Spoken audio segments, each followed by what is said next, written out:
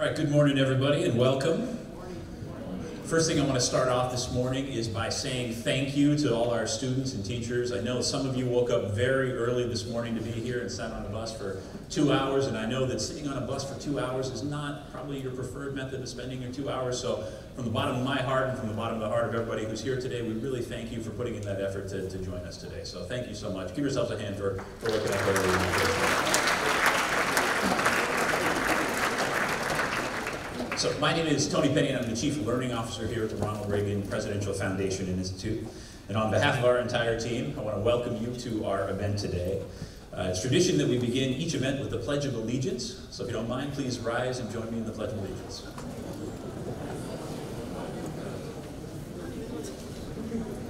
Ready? Begin. I pledge allegiance to the flag of the United States of America and to the republic for which it stands, one nation, under God, indivisible, with liberty and justice for all. Thank you very much. Please be seated. So, I first want to thank our wonderful partners in planning today's event. If you haven't been to their website already, please make sure you check it out at some point today, tomorrow, and every day for the rest of your career as a student and citizen. Procon.org is absolutely the premier, most trusted, most reliable, most thoughtful, and most thorough website you can possibly find if you're looking to engage in some of the most controversial issues around. Their team does a remarkable job of preparing their readers with proven facts, compelling arguments on both sides of major issues. And we're so incredibly grateful to you, Kami, and your entire team at Procon for your partnership in today's event. So thank you for helping make this possible today.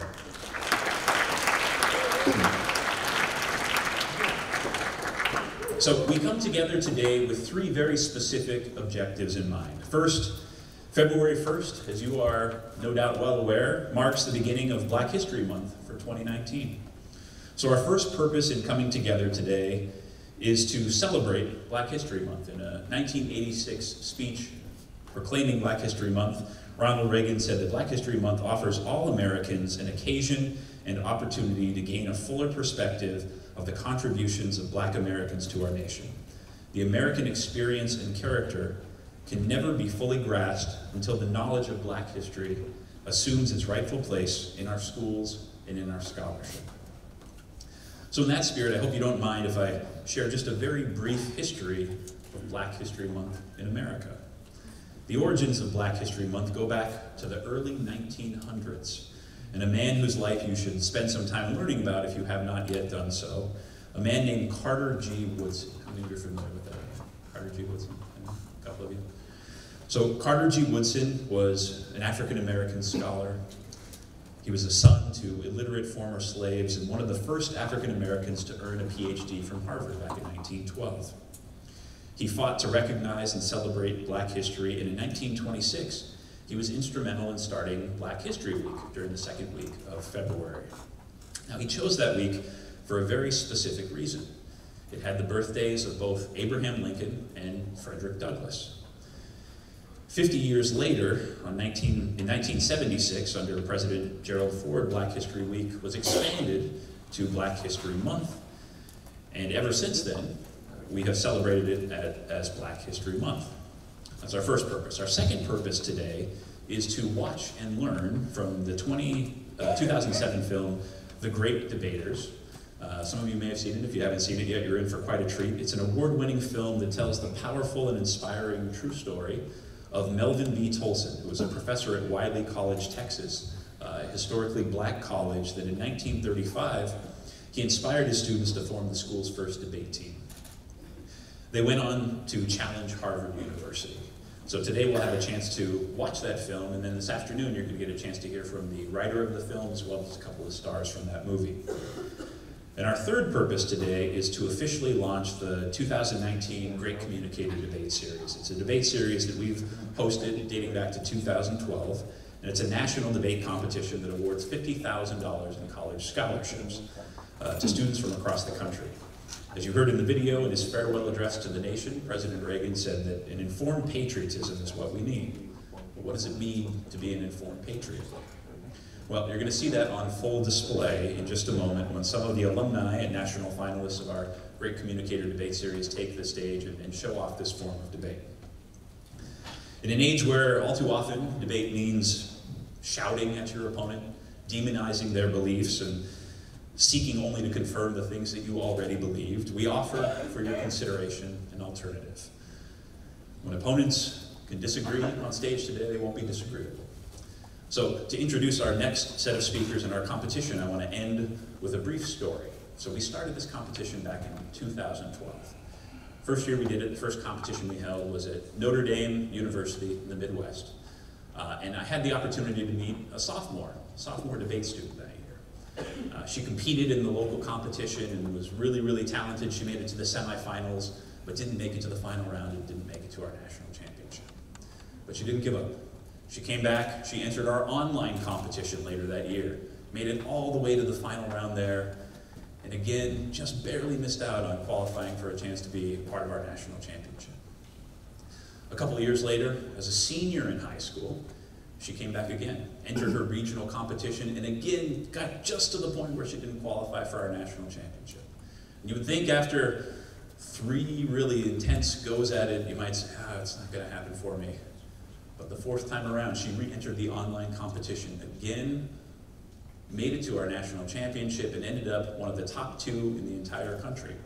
And since we had the opportunity to meet and work with that young lady, she has since gone on, she's spoken on this stage, inspiring other young leaders. She joined us on stage last year at our National Education Summit, representing the voice of students across the country. And it is my proud and distinct honor to introduce to you that lady today who's going to take us to the next stage, and that's Miss Talise Moussaoui. Please come on.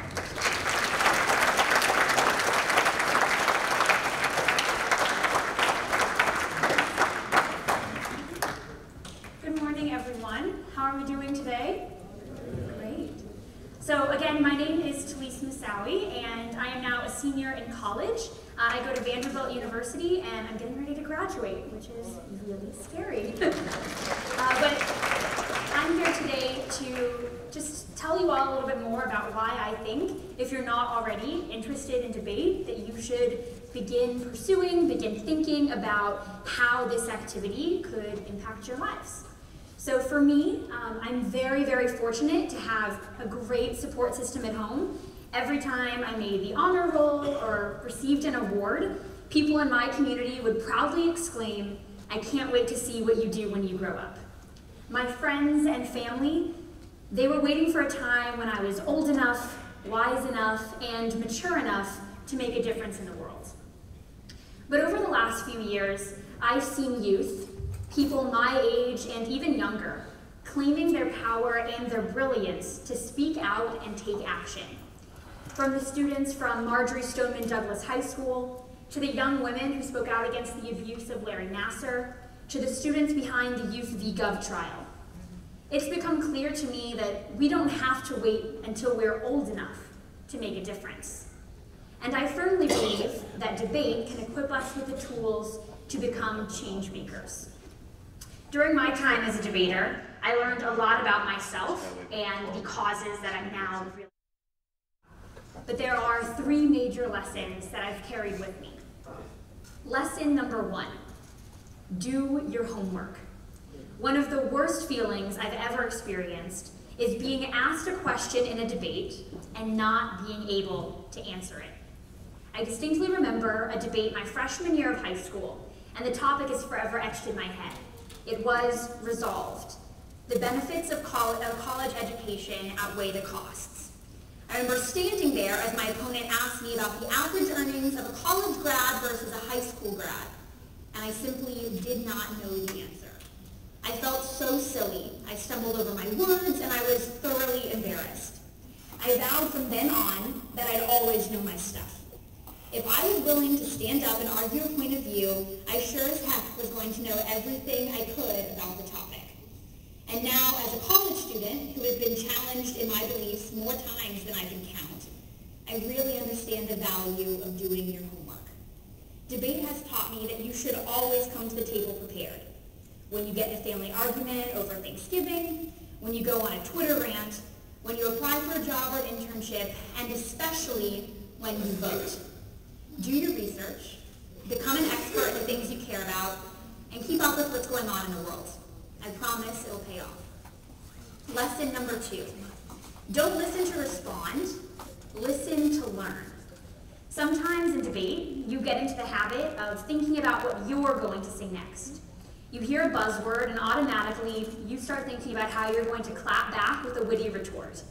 But in my experience, the debaters who can't listen fare far worse in the long run. If you're always thinking about your own perspective, you'll never understand opposing viewpoints. Try this out next time you get a chance. Set a timer for just 3 minutes with a friend or a family member, and tell them for that 3 minutes to talk about anything. And during that time, you don't say a word. Keep your mouth closed and see how different that makes you feel. I think you'll find that in that one moment, you'll learn more about the person you're sitting with than in a back and forth 30-minute conversation. And finally, lesson number 3. Winning isn't everything. When I was in high school, I think a lot of my friends on the debate team would describe me as competitive and intimidating. I was very serious about the activity. I relished the feeling of standing on a stage and hearing my name get called for a trophy. In short, I loved to win. I've since graduated. My old trophies have been stored away in the attic to gather dust. And when I look back on my time as a debater, my most fond memories are not on stage, but rather bouncing ideas back and forth at a debate prep sleepover or cracking jokes with an opponent before a round. Debate is more than anything else a sport of forming meaningful connections. And anyone here at the Reagan Foundation will tell you that. Whole tubs of research, hours of preparation, and years of intellectual discussion can bring people together in ways you'd never expect. And I'd consider my greatest victory to be the community I've built over the years that I can still call on today for support and, of course, for a healthy political debate. I believe debate is an investment. It's an investment in yourself and in the future of our country. It can prepare us to be civically informed participants in our democracy. It can give us the skills to be active listeners. And it can remind us that the point of disagreement is not to come out on top, but to challenge ourselves and form community around common ideals. Debate can empower us to be confident, respectful, and compassionate leaders, no matter our age or our cause. Debate has made leaders like Nelson Mandela, Elizabeth Warren, Sonia Sotomayor, Margaret Thatcher, Oprah Winfrey, and me. Debate is what has brought me to this stage, and I know that the skills you develop and lessons you learn from it can propel you to push back against injustice and fight for the issues you care about. If you want important skills to help you change the world, debate can be the beginning. But I promise you, it's just the start. So with all of that in mind and the lessons I've heard, I'm really excited to introduce to you an exciting debate where you can see how this activity can impact you and the ways that the activity can work to inform you to be a civically engaged citizen. So with that in mind, we're going to get started with a mock debate. And we have 2 really talented debaters who are both former national finalists for the Great Communicator debate series that you just learned a little bit about. So our 2 debaters are first Ronald Thompson Jr., and he is from Washington, D.C., and he will be arguing the negation of today's debate. And we also have Lauren Morgan Besser. She's from Los Angeles, California, like many of you have heard, and she will be arguing the affirmative in today's debate. For the topic today, the debate topic is resolved. Convicted felons who have completed their sentence should be allowed to vote in the United States. And for today's debate, like any debate, we will have judges, 3 prestigious judges. The first being Mr. Tony Panay, who we just heard from. Second judge being myself. And the third judge actually being all of you. So at the end of the debate, we will project a texting code so you can decide who you'd like to vote for. And if you don't have texting capabilities, that's totally fine. We'll also be passing around cards. Is everyone ready and excited? All right, debaters, come on up.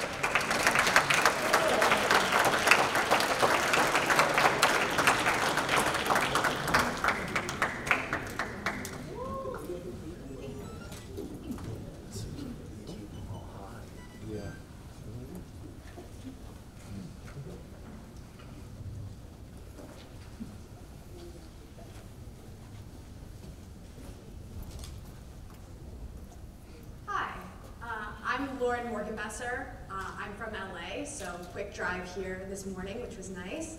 And I'm a high school senior. And like previously stated, I will be the affirmative in this debate. Let me grab my timer, I just forgot it.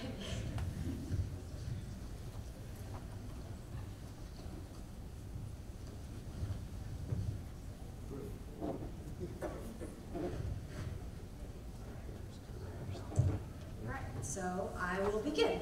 That's fine. Just as important as how we vote is that we vote. Every time we vote, we help to make America stronger. Because I agree with what Ronald Reagan said, is that the foundation of American democracy is voting, I strongly affirm the statement that convicted felons who have completed their sentence should be allowed to vote. It is important to note that this isn't just the question of ex-felons voting, or even voting more generally.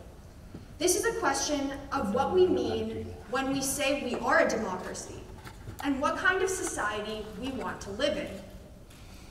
The central point is that allowing ex-felons to vote promotes and upholds democracy. I will be presenting two main arguments.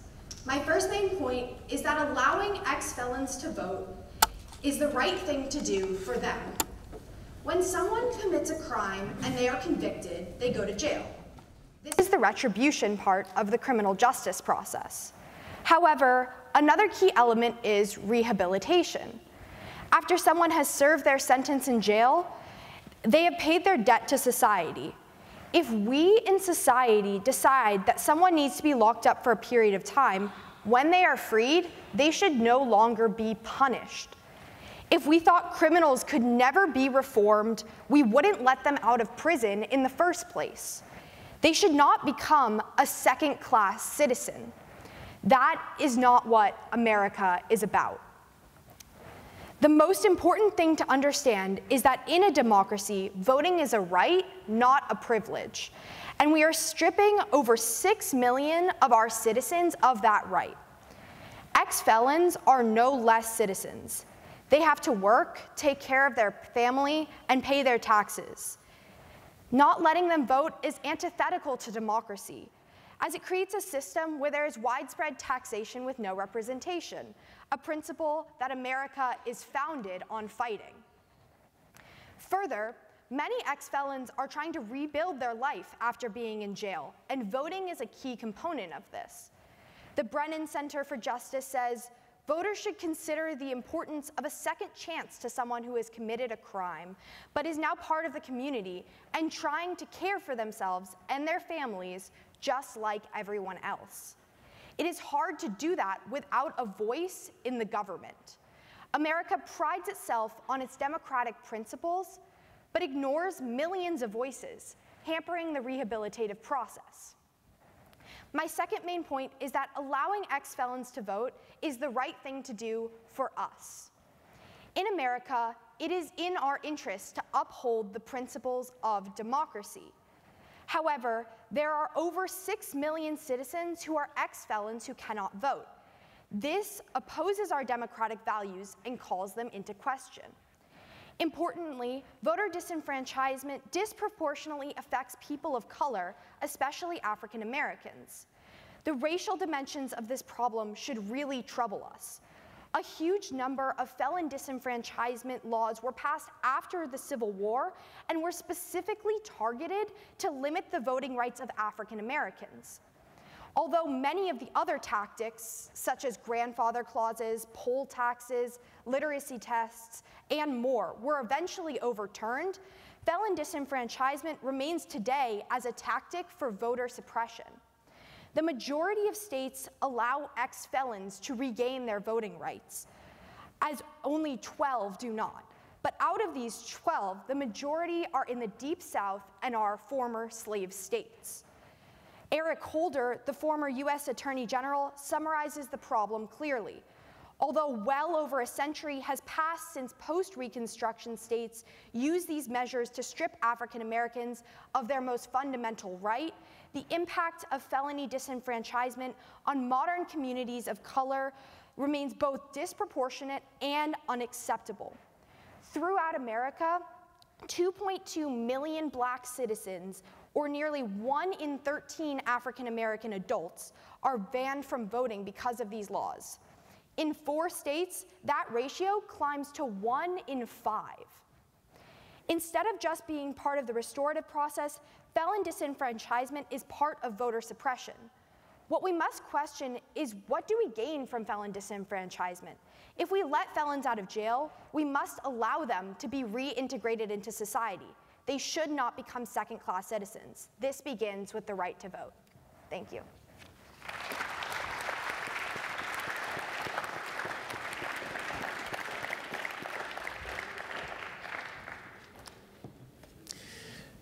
Good morning still. I am a little bit on East Coast time, so forgive me.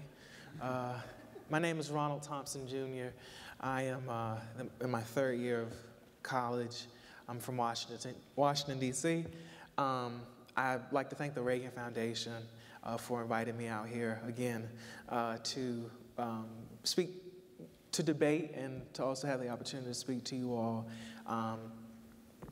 It is an honor, an incidental honor. I went to the first public high school in the United States for African Americans.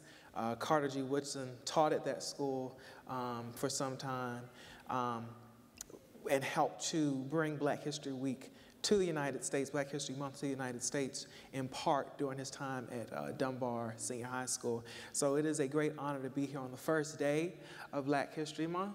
It is an honor for me to be able to speak on this subject, debate this topic. And so I'd like to start the debate, my response to Lauren, by stating that I do not take this subject lightly. I am the son of a former convicted felon, and actually this past 2018, my father voted for the first time in an election because I was a candidate for a local office. Although he could not vote for me because we live in different parts of the city, it was the first time he had voted in over 20 years.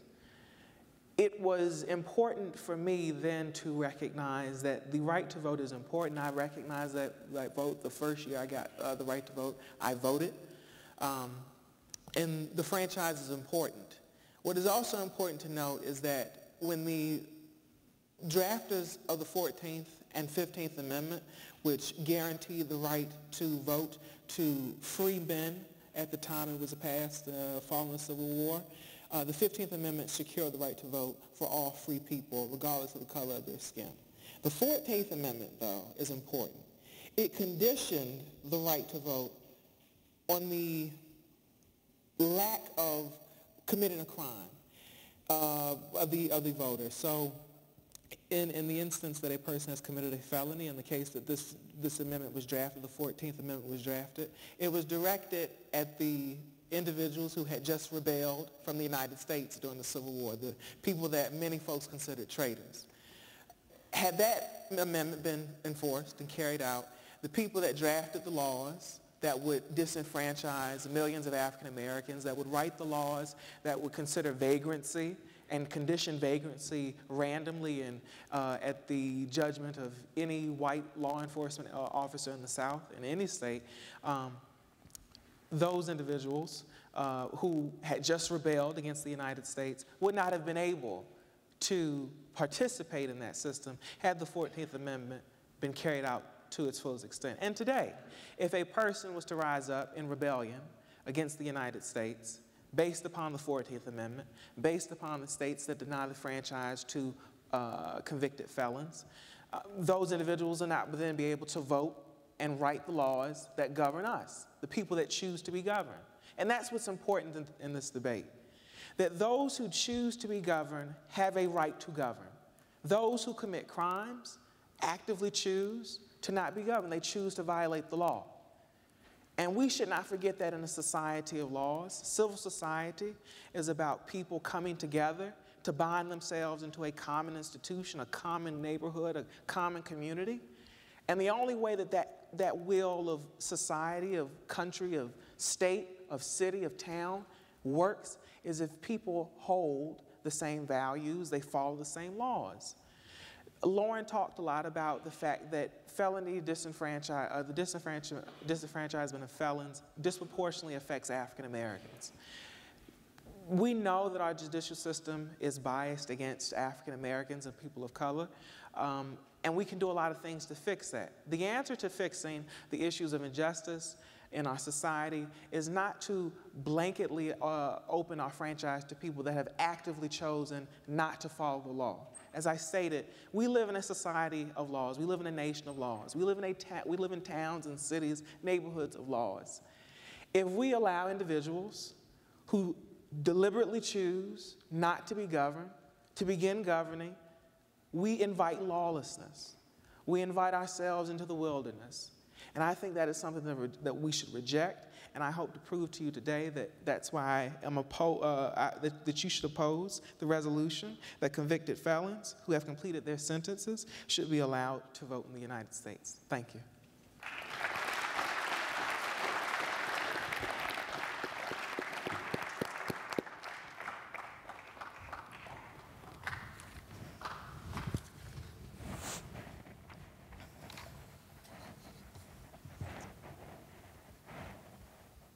Like I said when I introduced myself, I am a high school senior, which is exciting, but one of the coolest things is on Monday, I turned 18, which is huge. And one of the big things about turning 18 is getting the right to vote.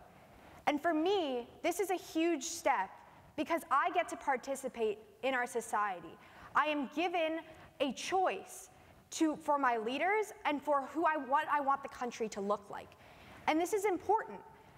But what you must ask yourself at the end of this debate is, should we be giving people a second chance? Should we be helping people? Should we be rehabilitating people? Or is our criminal justice system just founded off of the principles of locking people up? Because I believe that it is not. And Ronald, in his last speech, talked a lot about how we shouldn't have open enfranchisement because we live in a law of nations. I agree with this. We live in a nation of laws. I agree with this. Laws are important. And when someone breaks the law, they should go to jail. And when they go to jail, they should serve their sentence. But once they serve their sentence, and we say to them, you can come back into society, you can pay your taxes, you can get a job, why should they not have the right to vote? Why should they not have the chance to have a say in their government? We are saying to them that you are not as much of a citizen as the person next to you, that you cannot change, that if, when you're 18, you make a mistake, you rob a store, you do something wrong, that is who you are forever, and that you cannot be trusted with helping our nation, which is something that I fundamentally disagree with. We must think about also what happens when you take away the right to vote. What does that do? It's not a deterrent, as Ronald was trying to say, because no one thinks, oh no, I'm gonna lose my right to vote when I commit a crime. They think, I might get locked up. So it's not a deterrent to think about, I will no longer be able to vote. And it also is not a step to rehabilitation, because this is counter to this, because we want them to be citizens again. If you believe that when someone commits a crime, that they should be locked up for the rest of their life, then vote for Ronald, because that's, in effect, what his side is saying. What my side is saying is that you can have a second chance, that we will give you a say in the government, and that your voice is actually especially important, because many times the things that are voted on are things like criminal justice reform, which people who have been through the system have seen the realities of it. They should have a voice in that, and that they should be able to make a choice for their futures. Ronald talks a lot about how people have violated the law and how our criminal justice system is structured against people of color. And so what I say against this is we can change that by giving people the right to vote. That isn't going to fix all of the problems in our criminal justice system, but having more enfranchisement, having more people able to vote, not having 20% of African American populations in 4 states not be able to vote, that is a step, and that is a step towards change. And that is what we must do, because felons have paid their debt to society. When you complete your sentence, that is what society says you have to do after you have committed a crime. The worst people, the worst felons, the murderers, the rapists, etc., they have longer sentences. But having a blanket statement where no one gets to vote anymore if they've gone to jail is not fair, because voting is important. And voting can't hurt people. I can't hurt someone with my vote now that I'm 18. So it's not like we're giving irresponsible people votes. We're giving American citizens a chance to have a say in their government, which is important. Thank you.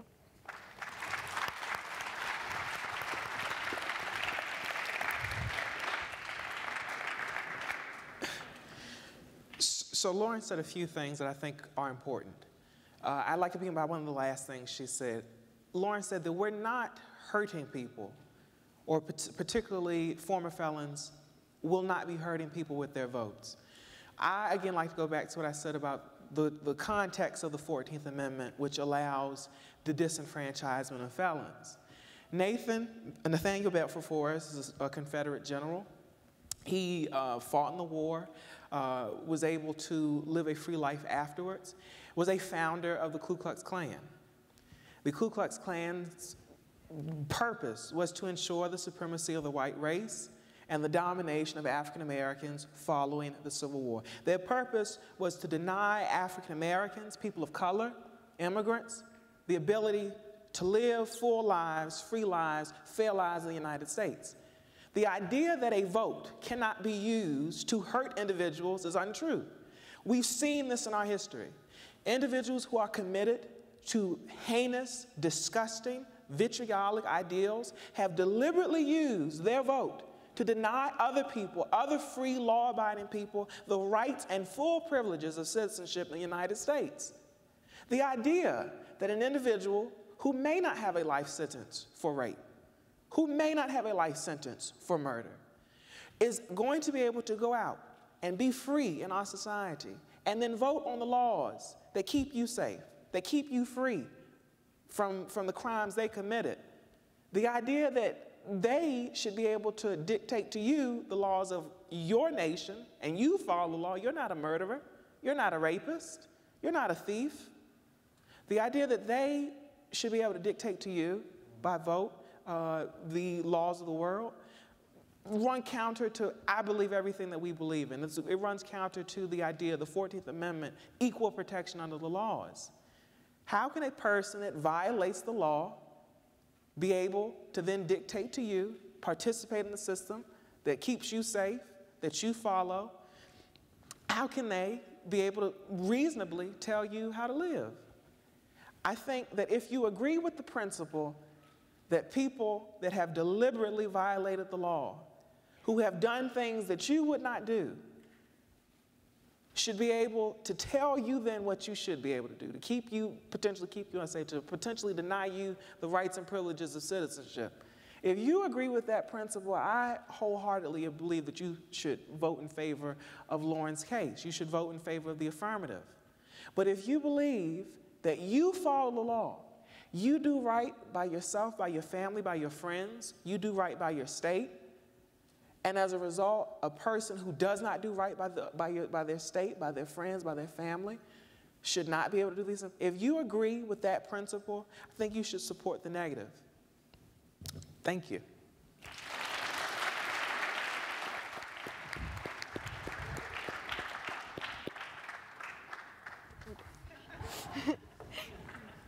Been a few years. Yeah, seriously. Would you like the first question? Sure. What is the purpose of our criminal justice system? I think that, as you noted, it's part retributive. It's part, I don't want to use this word, but it's a part retribution, part rehabilitation. That's the purpose of our criminal justice system, and also to ensure that people, that our society is safe and orderly. So I'd like to ask you a question. You said in some states, 1 in 5 African Americans cannot vote as a result of felony disenfranchisement. Do you have any numbers related to the white population?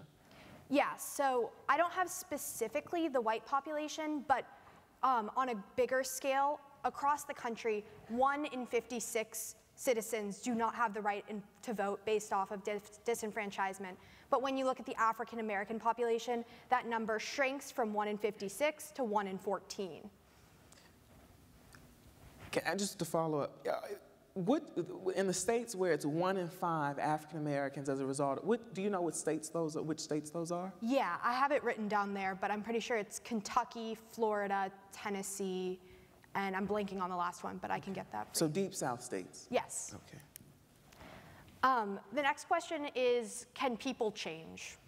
I wholeheartedly believe that people can change. As I stated, my father is an example of a reformed felon. I think people can change. I don't deny that to be true. That people do change, people do reform.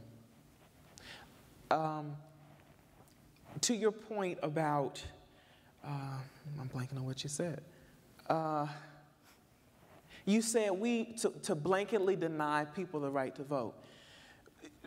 So do you believe that we should blanketly accept that everyone upon completion of their sentence should be given, is that your position, that blanketly individuals who have completed their sentences should be allowed to vote upon release? Well, that is my side, but yeah, when individuals go to jail, they complete their sentence, they get out of jail, my side would say that either after a waiting time or just generally, they should be able to have the right to vote after they get out of jail. So then you do believe that there can be conditions to the franchise or the restoration of the franchise?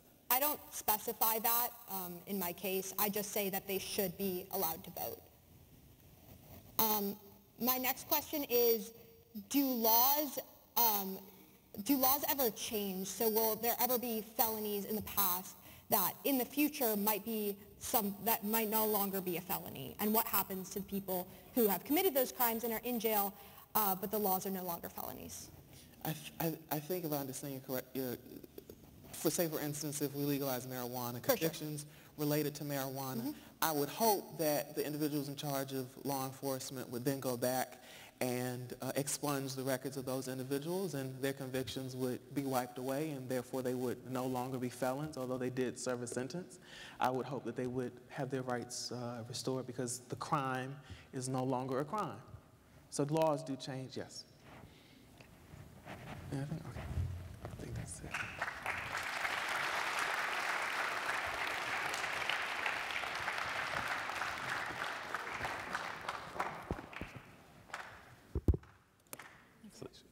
All right, so my first question is actually for Lauren. So you talk a lot about the criminal justice system, and both of you defined it as being in terms of retribution and rehabilitation. But I think there are a lot of criticisms of the criminal justice system and the prison system that it's not rehabilitative enough. So if you believe in those criticisms, do you also believe that all people who finish their sentences are thus rehabilitated? I think that our criminal justice system has a lot of issues, and I think everybody in the room would agree with that. And I think I would agree with the criticism that we are not rehabilitative enough, and it is highly retributive, especially for convictions like drug crimes, for example. But I think that since once people have served their sentence, they have not been rehabilitated when they're let out of jail. They're kind of given no money, nothing. They're told to go to halfway homes. They don't know what to do next in a lot of cases. And we need, as a society, to kind of say, yes, you have done something wrong. You have served your sentence, you have paid your debt to society, and now you can be reintegrated, which is why I'm saying that we need this right to vote because it is part of the rehabilitative process. I'm going to ask a follow-up question, and I have a question for you too, but the point that I heard Ronald make, and that I think was a really strong point, I want to kind of press you on a little bit, is the idea that if you're a convicted felon You get out, you've served your sentence, right? Like, we're not going to keep punishing you. You've already been punished and that sort of thing. But what if somebody commits a hate crime, serves their sentence, 5 years, 10 years, whatever it is, they get out, and then they have the opportunity to cast a vote for a law or a piece of legislation that kind of perpetuates that same sort of hatred or disenfranchisement. I mean, would you advocate for that, even in those circumstances where somebody might kind of continue to perpetuate this sort of hate they've had through their vote? I think I kind of have two things to say to that. The first thing is, I think that's less of a problem with the institution of felon enfranchisement and more of a problem with the institution of voting itself. The fact that there are laws on the ballot that would help perpetuate hate crimes, I think in and of itself kind of calls into question the kind of laws and voting we have.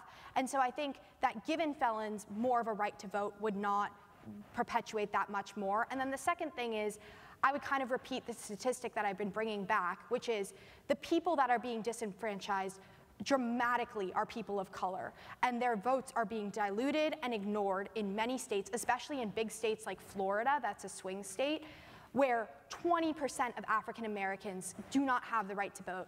So I would say that it's kind of a misinterpretation of who we're giving the rights back to, given that so many of the people are people of color that we would be giving the votes back to, which would actually help the process. Yes, and so my next question is for Ronald. You mentioned that you also agree that there are a lot of injustices related to the criminal justice system, but then you said that there are other ways to kind of rectify those issues. So in your opinion, how do we rectify injustice in the criminal justice system beyond guaranteeing the right to vote for those who have participated? So particularly individuals, we can take the example of marijuana legalization. A lot of the individuals who currently craft legislation are not convicted felons, and they recognize that the judicial system is stacked against particularly people of color. They are most affected by our nation's drug laws, and they are crafting legislation to combat that issue. I think in terms of how we sentence people, how long stacking charges, that whole thing, we are able to have our legislatures recognize that there's a problem for a variety of reasons and fix it. That doesn't require then every convicted felon voting in an election to change the system, because who's to say that they, who's to say what's on their mind? Who's to say what they think? So I think that there are ways to change the system without including former felons. Thank you. Question for you, Ronald. What do you think your opponent's strongest argument is? I think the strongest argument is the idea of rehabilitation and the right to vote as a part of that. As I said, we are a nation of laws. Civil society requires the consent of the governed, and participation in that consent, the participation, the vote, the electoral process is I would say it's fundamental. It's fundamental, but as strong as an argument is, there's a very strong counter to that. But I think that is the strongest argument, that the vote is a essential path to rehabilitation. Okay, and then Laura, I'll ask you the same question. What do you think is strong? I think that felons have broken the law, and that we are integrating them back into creating the law. I think that's an interesting argument, and in many cases might have some merit to it. Again, I think there's an answer to it, but yeah, probably that. Any other questions from you? No more questions for me. Okay, yeah, no further questions from me. I think you got your closing statements. Do we have prep time? Can I take prep time? Yeah. Thank you. I'm going to take 2 minutes of prep time. Okay. Thanks.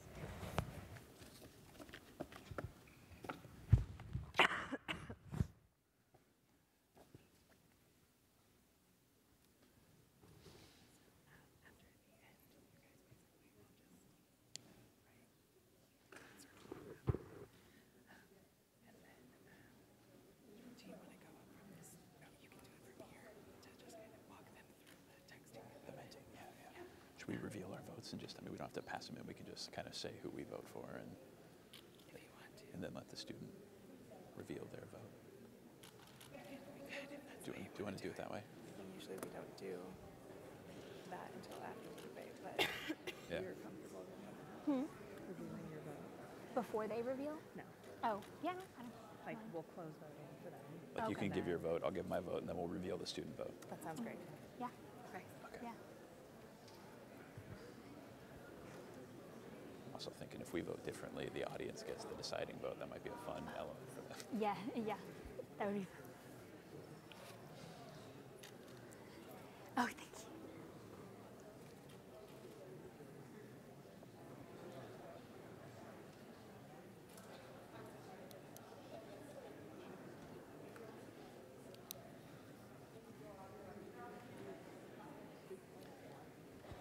Where did Rebecca go?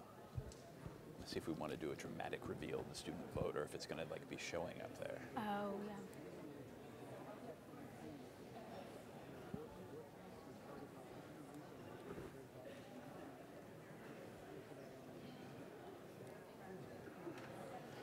Yeah.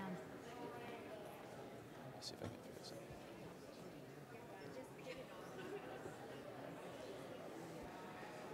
And then are we going to do a dramatic reveal of the student vote? We can have, or is it going to? It's not going to show. Is it going to show live voting, or is it going to? No, it's the one that does the. And then you say, okay, now we're going to see what the students say. Hi. Okay. Okay.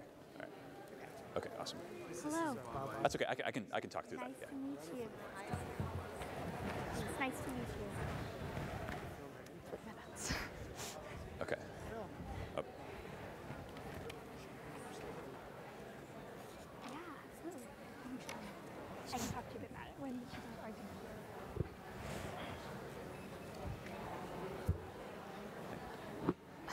Should I say? all right. All right. I'm going to do my closing statement. If everyone's ready. Ronald and I both agree, laws protect society. And when you break the law, you go to jail. You serve your sentence, and you get out. But Ronald also agrees that people can change. And so in the spirit of that, I urge all of you to vote for the affirmative side, because this is the only side that gives people second chance, that gives people the right to change. The right to vote is in the Constitution, in the 15th Amendment. And in the 14th Amendment, like Ronald said, it said that the states get to choose if somebody commits a crime, whether or not they should be, their vote should be taken away. But our founding fathers built this country based off of the idea that people should have the right to vote. And if we believe that criminals are inherently bad and that they can't be changed, then we should lock them up forever and throw away the key. But that's not the right thing to do.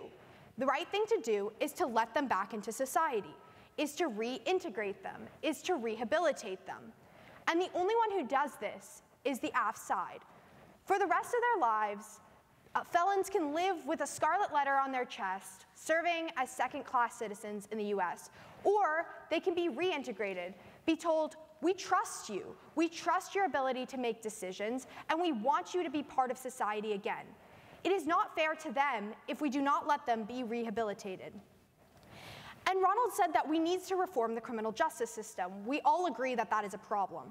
But it's important to think about who these felons are. Only 13% of convicted felons commit violent crimes.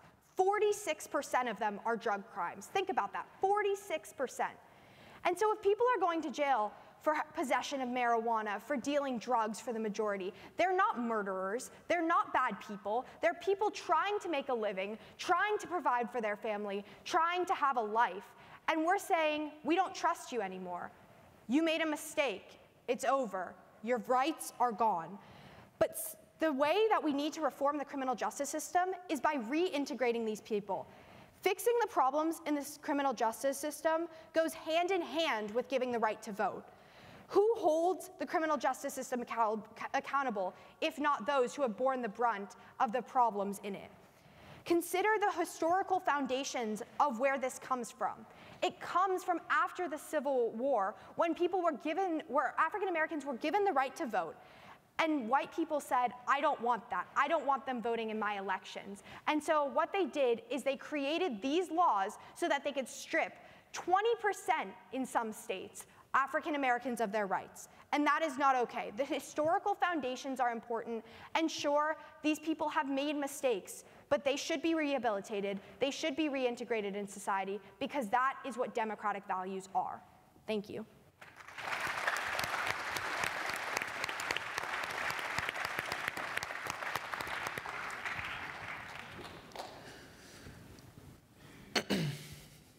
I'd like to thank you all for your time. Like I began this, I don't take this topic lightly. I am the son of a convicted felon. I know many people in my community that have experienced the criminal justice system. And while I understand the plight of many people of color, people like myself, people like some of the faces in the audience, we understand that our criminal justice system can be unfair. But we also have to understand, as Lauren stated, the historical foundation of what we're discussing today. The permissibility of the franchise, the free-flowingness of it, permitted individuals like General Nathaniel Bedford Forrest, a Confederate general, to found groups like the Ku Klux Klan, to instill fear in the hearts of African Americans, to deny them the vote. We let the Confederates back in. We let the fox into the hen house. What is the fox going to do?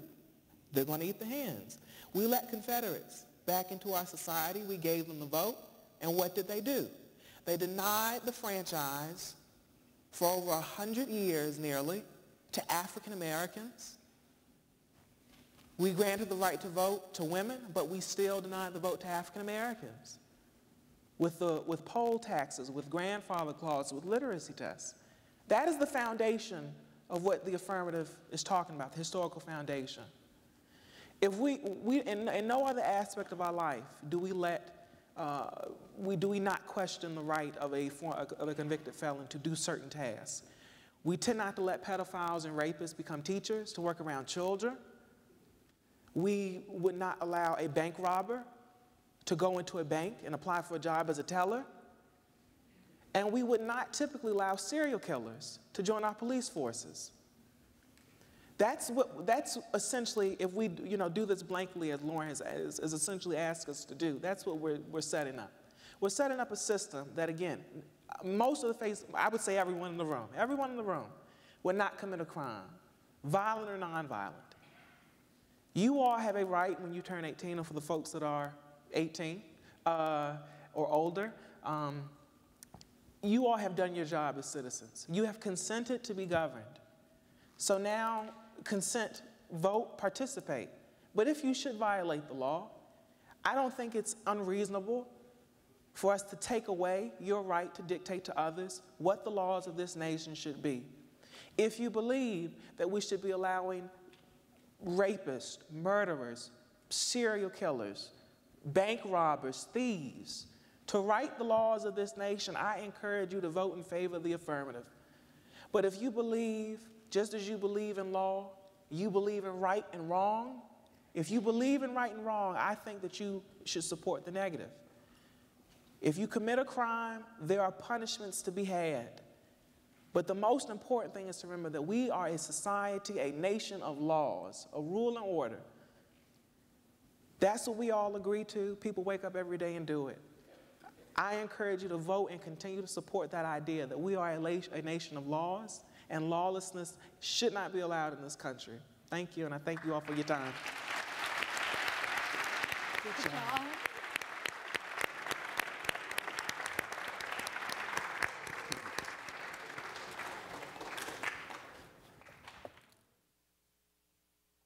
Excellent. I just want to thank both of our debaters. You did a wonderful job going back and forth. Let's give them another hand.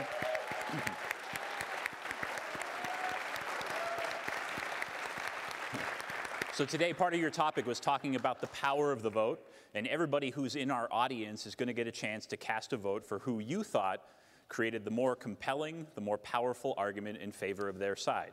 So remember, when you're casting your vote, it doesn't necessarily have to be the position that you might have agreed with before, but you're really voting for who did you think made the best argument for their side. So in just a second, we're going to put up some information on how you will vote through your phone. Audience, you are our third judge. There we go. So if you go to menti.com, if you have a phone, and use the code 644726, And Lauren and Ronald, if you want to vote, you can vote for yourselves. You can vote for your opponent. That's how voting works, right? You get to vote too. And it should pop up. You should be able to cast your vote. If you don't have a phone, do we have the paper ballots? We had talked about those. So we have people with paper ballots walking around. If you would like to cast a paper ballot, raise your hand and somebody from our team will come around with one of those for you. So go ahead, take a moment to cast your vote. And in just a second, Talise and myself will reveal our votes. And then our last reveal will be, how does the audience vote turn out?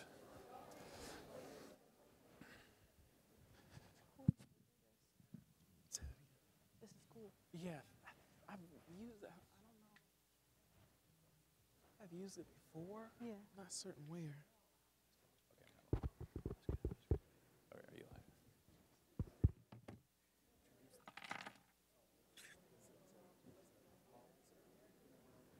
Good question. Let me check in with Rebecca and see just like how we want to choreograph that. Is that something you want to do, or you want me to do it, or? Oh, okay. Okay.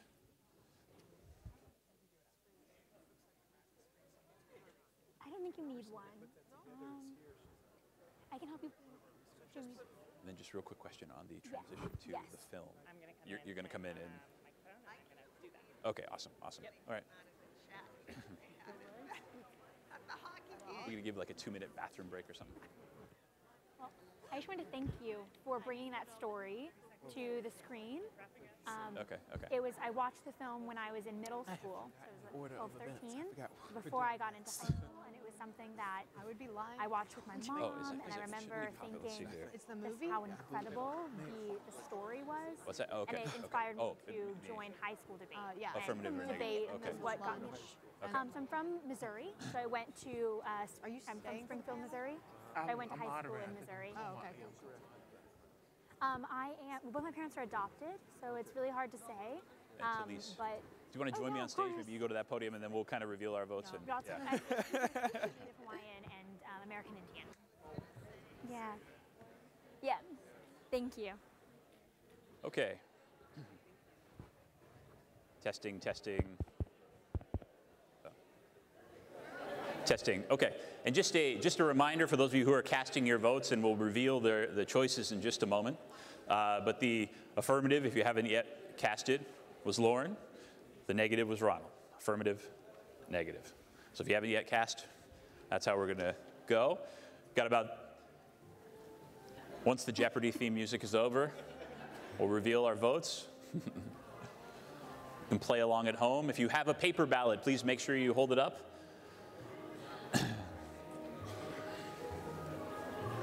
We're going to make sure our election supervisors are making sure this is a valid set of ballots.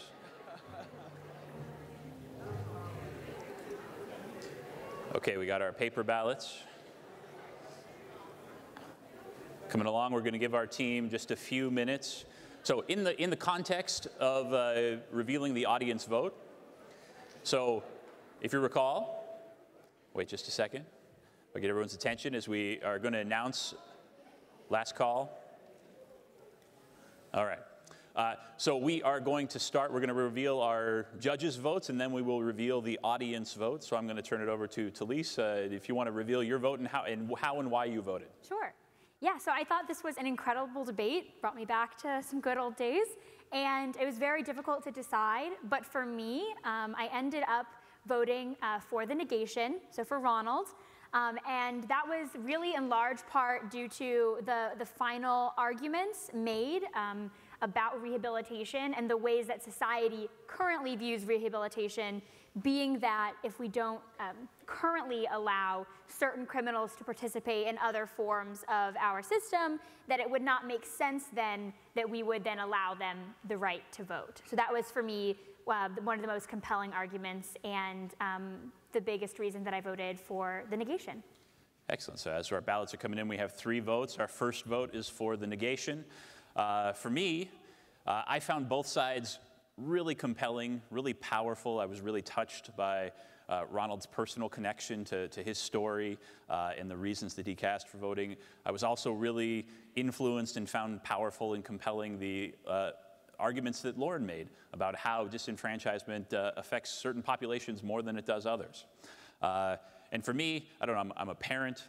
I think about, if my kids disobey me, I punish them, but I don't punish them forever. They do something wrong, and I think, well, you've made it up. I'm going to give you a second chance. You're learning. And in my mind, ultimately, that's what our criminal justice system is all about, which is giving people the opportunity, and that you shouldn't, in some cases, one bad moment, be punished for the rest of your life. So my vote was for the affirmative. So we are now 1-1, which means that the audience vote is going to determine this. We are still counting. If you remember, we just had our midterm elections back in 2018. Some places took weeks to bring the results back and make them public. We promise you it will not quite be that much. Our balloting system is first rate here, but we're still counting them up. A lot of fervent debates. Just give me, okay, we're gonna tell us a joke. Okay, I'm gonna tell you a joke. So, there's a family and they have 2 children. So these 2 children, one of them is an eternal optimist. No matter what happens to this child, he's happy about it, right? The second child, no matter what happens to him, they view it in the most negative possible light. So the parents, they go and they go to the psychologist and they say, you know what, there's something wrong with our kids and we need to fix them. And the psychologist says, okay, I got the perfect experiment. I'm going to fix both your kids. We can do this in an hour. He takes the 2 kids. The first kid, the kid who's a pessimist, no matter what happens, you can find the downside in. They walk him into a room. They open the door, and it has everything you could possibly imagine a kid wanting. All the video games, toys, sporting equipment. And they put the kid in the room, and they say, everything in this room is yours. Enjoy. They close the door. They take the next kid, the eternal optimist, who's happy no matter what happens to him. They walk him to a room, they open the door, and it is filled with horse manure. They shove him in there and say, everything in this room is yours. Enjoy. So the parents go, okay, I don't know if it's going to work, but we'll see, right? They trust the psychologist. He's a professional. So they come back an hour later, and they open the doors. First kid, he's sitting on the room in the middle of all these amazing toys and technology and sporting equipment, and he is crying his eyes out. And they go, what's wrong? And he goes, I just know next year this video game's not going to be cool. And the toys are going to break, and the basketball, I'm not going to be able to shoot it because my arm hurts. And they go, well, I guess that room didn't work for him. But there's no way that the other room didn't work for the optimistic kid. So they open the door, and there with the biggest smile on his face that you have ever seen was this kid. He's running around, jumping, he's like looking through it. I know, it's really gross, but he's still happy. And they go, what's going on? Why are you so happy? And he goes, with all this poop, there's got to be a pony in here somewhere.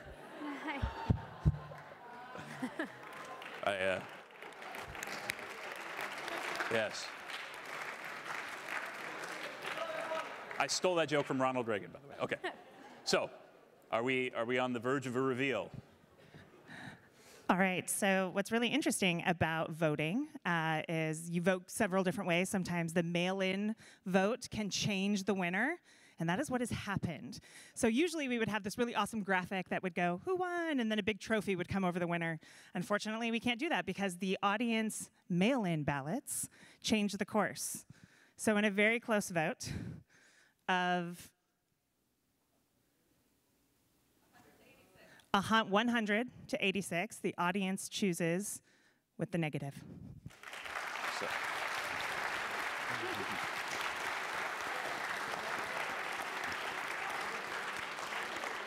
So congratulations. Congratulations to you both. Congratulations, Ronald. You have won the audience over. And with that, we're going to conclude this portion and move into our next portion. So thank you very much.